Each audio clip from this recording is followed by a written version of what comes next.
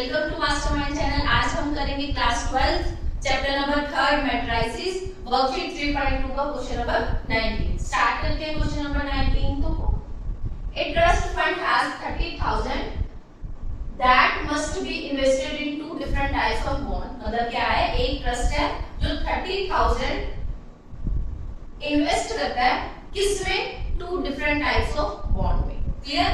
फिर उसने बोल दिया द फर्स्ट बॉन्ड है ना, पे कर रहा है 5% इंटरेस्ट पर ईयर। ठीक है, 5% पे कर रहा है फर्स्ट वाला, और सेकेंड वाला कितने परसेंट पे कर रहा है, कितने परसेंट इंटरेस्ट पे कर रहा है, 7%। ठीक है। यूजिंग मैट्रिक्स मल्टीप्लिकेशन, हमें यानी कि दो मैट्रिक्स बना दिए, उनकी आपस में मल्टीप्लाई करनी है। डिटरमाइन हाउ टू डिवाइड, कि कैसे 30,000 को two different types of bond में डाला जाए, सो दैट फिर ट्रस्ट को obtain an annual total interest, कि उसे कितना एनुअली टोटल इंटरेस्ट मिले। फर्स्ट पार्ट में उसे 1800 मिल रहा है, सेकंड पार्ट में उसे 2000 मिल रहा है। ठीक है जी। अब स्टार्ट करेंगे, ए पार्ट से स्टार्ट करेंगे। पहले तो हम लेट करेंगे, let rupees invest in first bond. Clear. हम x लेट कर लेते हैं, x y z कुछ भी लेट कर सकते हो अपने अपने तरफ से। नेक्स्ट क्या है, सेकेंड बॉन्ड में कितना करेगा, 30,000 माइनस की x। ये वाला क्लियर है। अब 30,000 माइनस x आया कैसे है, इसे समझते हैं। देखो, फर्स्ट और प्लस सेकेंड दोनों में मिला के वो 30,000 इन्वेस्ट कर रहा है। यही बोल रहा है ना, 30,000 को दो डिफरेंट टाइप्स ऑफ बॉन्ड में वो इन्वेस्ट कर रहा है। हमने दोनों को ऐड कर दिया, फर्स्ट बॉन्ड और सेकेंड बॉन्ड, 30,000 मिल रहा है। ठीक है। इसे हमने x लेट कर लिया, फर्स्ट को x, सेकेंड का हमें पता नहीं, हमने वैसे का वैसे ही रहने दिया। और कितना है यहाँ, 30,000। अब सेकेंड निकालना है, तो ये वाला x उस तरफ जाके माइनस में होगा, तो कितना आएगा, 30,000 माइनस के x। फर्स्ट वाला हमने x लेट किया और सेकंड वाला हमें कितना मिल गया, 30,000 माइनस x मिल गया। तो हमने 30,000 माइनस x लिख लिया। ठीक है जी। तो अब interest on first bond, interest on first bond कितना मिल रहा है, 5%। फर्स्ट बॉन्ड कितना इंटरेस्ट पे कर रहा है, 5%। दैट मींस हम बोल सकते हैं 5/100। क्लियर है। अब सेकंड पे ऑन सेकंड पे कितना हो रहा है, कितना, 7%, तो हम बोल सकते हैं 7/100। क्लियर है। अब उसने बोल दिया कि यूजिंग मल्टीप्लिकेशन वाला मेथड लगाओ, मैट्रिक्स मल्टीप्लिकेशन लगानी है। तो हम कैसे लगाएंगे, हमें मैट्रिक्स मल्टीप्लिकेशन का रूल एक क्लियर है कि जब टू मैट्रिक्स की मल्टीप्लाई होती है, तो जैसे 2 मल्टीप्लाई 2, 2 मल्टीप्लाई 1, यानी कि फर्स्ट वाले का सेकंड और सेकंड वाले का फर्स्ट सेम होना चाहिए। ये हमने मल्टीप्लिकेशन की स्टार्टिंग में रूल देखा था। दैट मींस क्लियर है, जो पहली मैट्रिक्स आएगी उसका कॉलम और जो सेकंड मैट्रिक्स आएगी उसका रो आपस में मैच करना चाहिए। ठीक है। अब ऐसी ही कोई मैट्रिक्स बनाएंगे, तो कैसे बनाएं, हम खुद से बनाएंगे। x 30,000 माइनस के x। ओके। फिर यहाँ क्या ले लेते हैं, 5/100 और 7/100। इसकी मल्टीप्लाई करने पे हमें कितना मिल रहा है, 1800। फर्स्ट पार्ट में ये दे रखे 1800 मिलेगा। अब चेक करते हैं कि मल्टीप्लाई हमने खुद से सही लिखी है। कैसे करेंगे, 1 रो है और 2 कॉलम है, यहाँ 2 रो है और 1 कॉलम है। ठीक है जी। यानी कि फर्स्ट वाले का सेकंड, सेकंड वाले का फर्स्ट मैच कर रहा है। ठीक है जी। अब मल्टीप्लिकेशन को आगे करेंगे। कैसे करना है मल्टीप्लाई, देखो मल्टीप्लाई कैसे करते हो, फर्स्ट रो की फर्स्ट कॉलम के साथ। ठीक है जी। x की करेंगे 5/100, x बनेगा, यानी कि x की मल्टीप्लाई इससे करेंगे। ठीक है। फिर क्या मिलेगा, एक और एलिमेंट पेंडिंग है रो का, फिर प्लस का साइन आएगा। ठीक है जी, अब इसकी मल्टीप्लाई किससे करनी है, तो क्या लिखा जाएगा 30,000 माइनस के x upon 7 upon 100 is equal to में कितना आ रहा है हमारे पास 1800। ठीक है, फिर इसको आगे क्या करें, इसकी मल्टीप्लाई अंदर होएगी। ठीक है जी, कितना 5 अपॉन 100x प्लस के अंदर मल्टीप्लाई करो तो कितना बनेगा 21,000 अपॉन 100 माइनस के 7x upon 100 is equal to 1800। Clear है यहाँ तक? ओके, मल्टीप्लाई किया है। ठीक है जी, फिर क्या बनेगा, ये जीरो गए कैंसल, टोटल मिला के यहाँ क्या है 5 अपॉन 100x, यहाँ क्या है 7x अपॉन 100। तो हम लिख सकते हैं इन दोनों की सब्ट्रैक्शन की तो कितना आ गया माइनस के 2x अपॉन 100। ठीक है, प्लस के 2 zeros इज इक्वल टू 18। ये वाला इस साइड प्लस क्या उस साइड जाके माइनस में कितना आएगा 1800 माइनस के 21। ठीक है जी, अब कितना बचा हमारे पास माइनस के 2x upon 100 is equal to, minus करोगे तो कितना आएगा 300। किस चीज के, बड़ी स्टेटमेंट के आगे माइनस है तो माइनस आएगा, ये वाला माइनस और ये वाला माइनस आपस में कैंसिल हो जाएगा और क्या बनेगा, ये इस तरफ मल्टी डिवाइड में है उस तरफ जाके मल्टीप्लाई में। तो कैसे लिखें 2, इस वाले क्वेश्चन का स्क्रीनशॉट ले लो, इस साइड उसकी कैलकुलेशन करेंगे। अब करेंगे ये इस तरफ डिवाइड में है तो उस तरफ जाके मल्टीप्लाई में क्या होगा 2x as it is 300 multiply 100। Clear, फिर क्या करेंगे 2x as it is multiply किया तो 30,000 आ गया, ये इस तरफ मल्टीप्लाई में उस तरफ जाके डिवाइड में x is equal to 30,000 upon 2। Clear, फिर कैंसल आउट कितना होगा यहाँ 15,000। क्लियर, तो x को कितना रुपीस मिल रहा है, x कितना आ रहा है 15,000। तो हमने क्या बोला था फर्स्ट पे कितना इन्वेस्ट कर रहा है, फर्स्ट बॉन्ड कितना x बोला था ना, तो यहाँ x की वैल्यू कितनी आई है 15,000। तो सेकंड पे कितना कर रहा था 30,000 माइनस के x, यहाँ x था ना स्टार्टिंग में, तो यहाँ 30,000 माइनस x की वैल्यू कितनी पुट करेंगे 15,000। तो टोटल मिला के आंसर कितना आ गया 15,000। इसमें से इसको माइनस करेंगे तो 15,000 ही आएगा, किसमें रुपीस में। क्लियर, तो हम बोल सकते हैं कि एक ट्रस्ट ने 2 डिफरेंट बॉन्ड्स पे जो पैसे लगाए हैं, जो रुपीस लगाए हैं, वो कितने कितने लगाए हैं, यहाँ पे फर्स्ट बॉन्ड पे 15,000 और सेकंड बॉन्ड पे भी कितना आया 15,000। ठीक है, अब चलते हैं बी पार्ट पर रुपीस में। अब इसका करेंगे बी पार्ट, सेम क्वेश्चन का बी पार्ट करेंगे। तो वैसे ही लिखा जाएगा let rupees invest in first bond. कितना करना है खुद से, हमने लास्ट क्वेश्चन में भी लास्ट ए पार्ट में भी x अज्यूम किया था, यहाँ भी x करेंगे। फिर बाद में क्या करना है सेकंड बॉन्ड पे कितना किया 30,000 माइनस के x। यहाँ तक क्लियर है? ओके है जी। अब इंटरेस्ट कितना पे कर रहा था फर्स्ट वाला 5%, तो हम बोल सकते हैं 5/100। सेकंड वाला कितना पे कर रहा था इंटरेस्ट 7%, तो यहाँ कितना आया 7/100। ठीक है, यहाँ लिख लो अच्छे से interest on first bond. Clear, फिर interest on second bond. Clear, फिर हमें फिर से मैट्रिक्स की मल्टीप्लिकेशन करनी है। फिर से वही फंडा, क्या रूल चलेगा x 30,000 माइनस के x, फिर से 5/100 और अगेन 7/100। क्लियर है यहाँ तक? अब दोनों का मल्टीप्लीकेशन करने पे इंटरेस्ट किसके इक्वल आ रहा है, 2000 के, तो यहाँ क्या लिखा जाएगा, 2000। ठीक है जी। अब सेम लॉजिक मल्टीप्लाई करेंगे, मल्टीप्लाई कैसी, इसके साथ। ठीक है जी।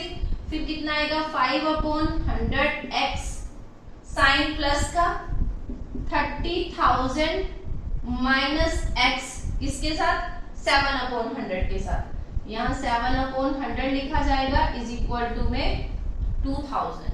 ओके, अब मल्टीप्लाई करेंगे अंदर, ये एज इट इज यहाँ प्लस के 21/100 माइनस के 7x/100, यहाँ कितना आया। ओके, फिर इसके साथ सब्ट्रैक्शन करेंगे तो माइनस के 2x/100 प्लस के ये गए 20 कैंसिल होगी, बचा क्या हमारे पास 2100। ओके, फिर 2000 ये इस तरफ प्लस के उस तरफ जाके किस चीज के बनेंगे, माइनस के 2000 माइनस के 2100, तो माइनस के 2x/100 इज इक्वल टू कितना बचा यहाँ 100। माइनस करेंगे, बड़ी स्टेटमेंट के आगे माइनस का साइन है तो मेरा भी माइनस, माइनस और माइनस आपस में कैंसिल। ठीक है जी। इस वाले क्वेश्चन का स्क्रीनशॉट ले लो, इरेज करेंगे तो फिर कैसा आएगा, कैलकुलेशन करके 2x is equal to 100 multiply 100, क्योंकि ये डिवाइड में उस तरफ जाके मल्टीप्लाई में कितना आ जाएगा 10,000। ठीक है जी। फिर x चाहिए 10,000, यहाँ 2 मल्टीप्लाई में है जहाँ के डिवाइड में, तो कैंसिल हो गया, तो कितना आया 5,000। यानी कि let rupees invest in first bond में x लेट किए थे तो हमारी x की वैल्यू कितनी आ गई 5,000। तो हम बोल सकते हैं कितने रुपीज इन्वेस्ट किए फर्स्ट बॉन्ड में 5,000, और सेकंड बॉन्ड में कितने इन्वेस्ट करें 30,000 माइनस करेंगे 5,000 से, तो कितना आएगा 25,000। यही आएगा ना, क्योंकि 30,000 माइनस x लिखा था तो हमने भी 30,000 माइनस x की वैल्यू हमारी कितनी आई है 5,000, तो यहाँ 5,000 पुट करेंगे, माइनस करेंगे तो 25,000 आएगा। तो हम बोल सकते हैं कि बी पार्ट में कि फर्स्ट बॉन्ड में 5,000 लगाएंगे और सेकंड बॉन्ड में 25,000 इन्वेस्ट करेंगे तो हमें एनुअली इंटरेस्ट कितना मिलेगा 2,000। ओके, ये था हमारा क्वेश्चन नंबर 19। अब करते हैं question number 20th। The book shop of a particular school has 10 dozen chemistry books, ठीक है, 8 dozen physics, कितनी है 10 chemistry 10 physics, सॉरी 8 physics और 10 economics। क्लियर? पहले हम इसकी नोटेशंस रिप्रेजेंटेशन लिख लेंगे। कैसे? 20th क्वेश्चन का सॉल्यूशन है टोटल फर्स्ट ऑफ ऑल किस सब्जेक्ट की है केमिस्ट्री बुक्स, कितनी है 10 डजन है, 12 से मल्टीप्लाई करेंगे तो कितना आ गया 120। क्लियर? सिमिलरली फिर क्या आ जाएगा फिजिक्स की कितनी है 8 डजन, 12 से मल्टीप्लाई करेंगे 96। फाइन। देन अगेन इको की कितनी है इकोनॉमिक्स की 10 मल्टीप्लाई 12 इज इक्वल टू 120। ठीक है जी? ओके, अब चलते हैं। उनके सेलिंग प्राइस भी हमें दे रखे हैं। पहले का फिजिक्स केमिस्ट्री के 80 है, फिजिक्स के 60 रुपीज है और इकोनॉमिक्स के 40 है। तो हम लिखते हैं सेलिंग प्राइस किसके केमिस्ट्री के कितना दे रखा है हमें 80। ठीक है जी? फिर फिजिक्स के कितने 60 रुपीज, फिर से इको के इकोनॉमिक्स के 40 रुपीज। Okay, clear? अब उसने बोल दिया find the total amount book shop will receive from their selling all the books, मतलब उसे बुक शॉप को कितने रुपीस रिसीव हो रहे हैं इनकी बुक्स की सेलिंग प्राइस से, ठीक है। यूजिंग उसने लास्ट में बोल दिया यूजिंग मैट्रिक्स अलजेब्रा, मतलब मैट्रिक्स की टोन में बनाना पड़ेगा। अब हम इसे मैट्रिक्स की टोन में कैसे बनाएंगे समझते हैं इस कॉन्सेप्ट को। ये बुक्स है तो पहले बुक्स को हम किस रो में लिखें, 120, 96, 120, ठीक है जी। फिर किस कॉलम और रोज में लिखना है, 80, 60, देन 40। ये बुक्स होगी टोटल, ये प्राइस होगी उसके, ठीक है जी। ये हमने कैसे बनाया। अब कुछ स्टूडेंट कंफ्यूजन में जा रहे होंगे कि इनको लिखा किस फॉर्म में है। मल्टीप्लाई की टर्म में हम कैसे देखते हैं कि फर्स्ट वाले का सेकंड यानी कि कॉलम और सेकंड वाले का फर्स्ट यानी कि रो सेम होना चाहिए। कैसे देखो, कितनी रोज है, 1 रो है और 3 कॉलम है। इस मैट्रिक्स का ऑर्डर ये बनेगा और इस मैट्रिक्स का कितना बनेगा, 3 रोज है और 1 कॉलम है, 3 क्रॉस 1। अब चेक करो ये और ये सेम है, ओके है, दैट मींस मल्टीप्लाई पॉसिबल है। अब मल्टीप्लाई करते हैं फर्स्ट रो की फर्स्ट कॉलम के साथ, क्या बनेगी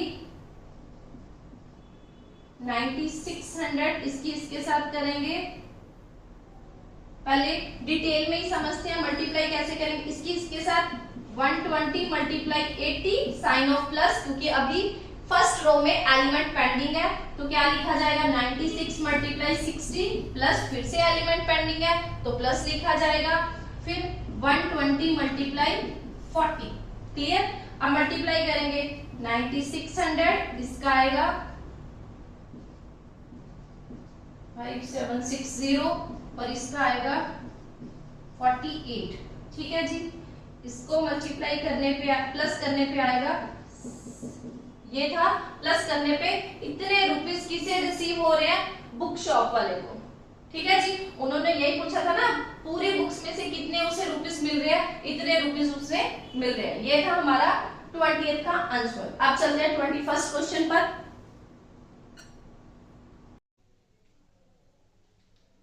अब करते हैं question number 21।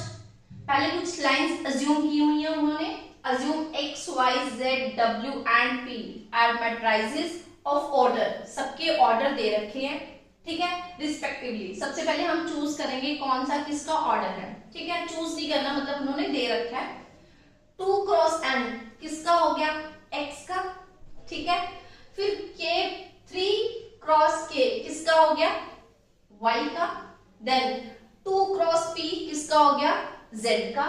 Then n cross 3 w का, ओके है, फाइन। अभी एक और रहता है p क्रॉस k किसका हो गया, p का। उन्होंने रिस्पेक्टिवली वर्ड दिया था, हमने कॉन्टिन्यूसली दे दी उनको ऑर्डर। अब उन्होंने बोला choose the correct answer, 21st का करेक्ट आंसर चूज करना है। The restrictions on n k and p so that p y plus w y will be defined। हमने एक मैट्रिक्स बनानी है, सॉल्यूशन स्टार्ट करेंगे 21st का, P Y plus W Y. अब इसे मैट्रिक्स की फॉर्म में लिखेंगे तो कैसे लिखा जाएगा, P and Y plus W and Y की मैट्रिक्स की टर्म में, ठीक है जी। अब हमें ना ऑर्डर गिवन है, कौन कौन से, पी का ऑर्डर कितना है, पी क्रॉस के, तो हम बोल सकते हैं इसका ऑर्डर कितना है, पी क्रॉस के। y का ऑर्डर कितना दिया हुआ है, गिवन है 3 क्रॉस k, तो हम लिख सकते हैं 3 क्रॉस k, ठीक है जी। अब w का ऑर्डर कितना है, n क्रॉस 3, n क्रॉस 3। अब किसका y का ऑर्डर कितना गिवन है, 3 क्रॉस k, ओके।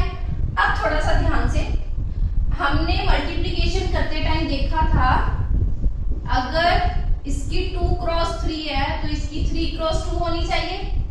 ये और ये मल्टीप्लाई में सेम होना चाहिए तभी मल्टीप्लाई पॉसिबल है, ठीक है। एक चीज तो ये है। फिर जो रिजल्टेंट मैट्रिक्स जो हमारी बनेगी वो किस ऑर्डर की बनेगी, 2 क्रॉस 2 की बनेगी, जो हमने स्टार्टिंग में इग्नोर किया था। यहां तक हमने मल्टीप्लाई का कॉन्सेप्ट क्लियर किया हुआ है, ठीक है। फिर अब देखते हैं, यहाँ मल्टीप्लाई में है, दैट मींस ये और ये सेम होना चाहिए।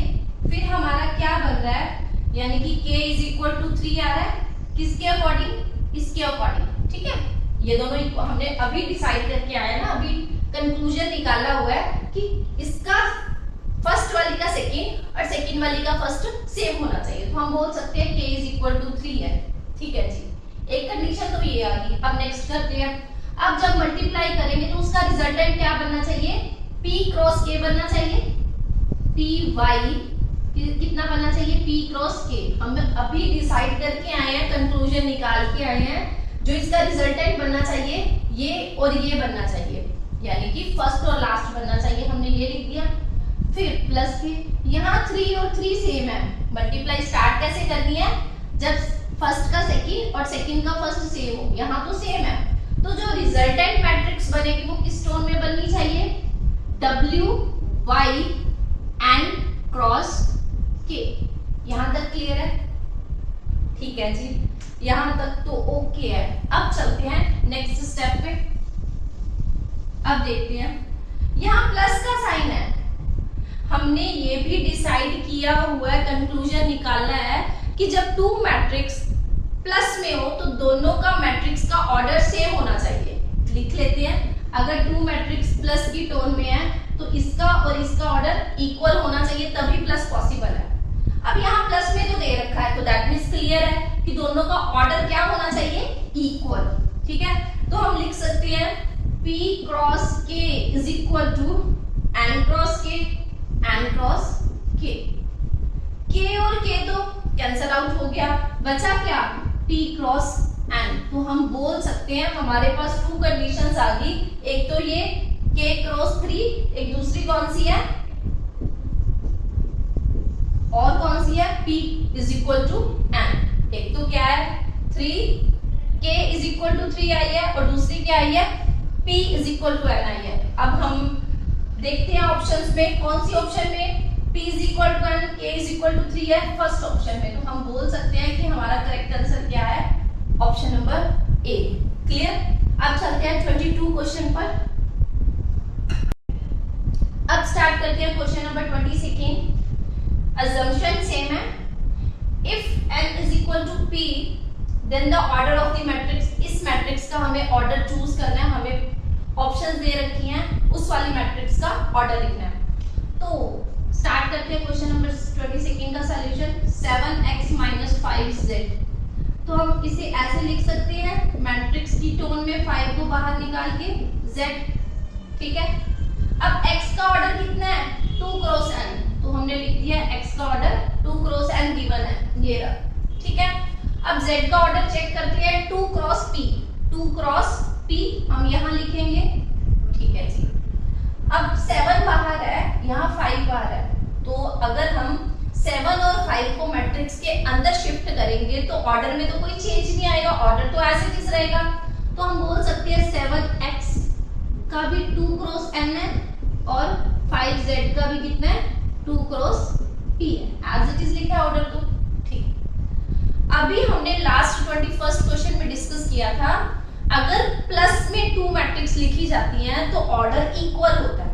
यही सेम रूल माइनस पर भी ऑप्ट होता है, अगर माइनस में 2 मैट्रिक्स हैं तो दोनों मैट्रिक्स का ऑर्डर है ना जो, वो इक्वल में होता है, ठीक है। तो हम बोल सकते हैं 2 cross n is equal to 2 cross p, ठीक है जी। अब 2 और 2 तो कैंसल आउट हो गया, बचा क्या हमारे पास, n cross n is equal to p, okay, n is equal to p। हमने ना इसे स्टार बोल देते हैं, स्टार नेमिंग दे देते हैं। फिर चलते हैं आगे। अब ये तो हमारा गिवन ही आया, गिवन ही है, n is equal to p, ये तो हमारा गिवन है, ठीक है। अब वो बोल रहा है n है ना, वो p के भी इक्वल है, और जो p है वो n के भी इक्वल है, इस चीज को समझना यहाँ। तो हम बोल सकते हैं इधर यहाँ p है, p की वैल्यू को n में लिख सकते हैं, जी हाँ, कैसे अभी समझते हैं, 2 क्रॉस n, ठीक है। अभी मैंने p की वैल्यू कितनी पुट की है, n पुट की है, क्यों, रीजन क्या है? क्योंकि अभी हम बोल के आए हैं कि P किसके इक्वल है? N के इक्वल है, तो दैट मींस P की जगह पे N भी लिखा जा सकता है। ठीक है, एक तो ये बन गया। और ठीक है, और क्या लिख सकते हैं? अभी पहली स्टेटमेंट जो मैंने इधर वाली बनाई है, वहां P की वैल्यू को N में शिफ्ट किया है। अब क्या करूंगी? N वाली वैल्यू को किस में शिफ्ट करेंगे? P वाली में। क्यों? क्योंकि अभी हम जस्ट बोल के आए हैं कि N is equal to P है। P को N में पहले ट्रांसफर कर दिया, फिर N को P में शिफ्ट कर दिया। ठीक है जी, तो हमारे पास 2 कंडीशंस बनी है ये वाली। अब चेक करते हैं कौन सी किसमें है। अब देखो 2 क्रॉस P कहीं बन रही है? नहीं। और कौन सी बन रही है? 2 क्रॉस P भी नहीं बन रही, दैट मींस ये दोनों तो बन नहीं रही। अब और कौन सी बन रही है? 2 क्रॉस N बन रही है। देखो 2 क्रॉस N बन रही है, तो that means option number B हमारा करेक्ट आंसर है। ठीक है, यहां तक होती है 3.2 कंप्लीट। अब चलेंगे मैट्रिक्स चैप्टर की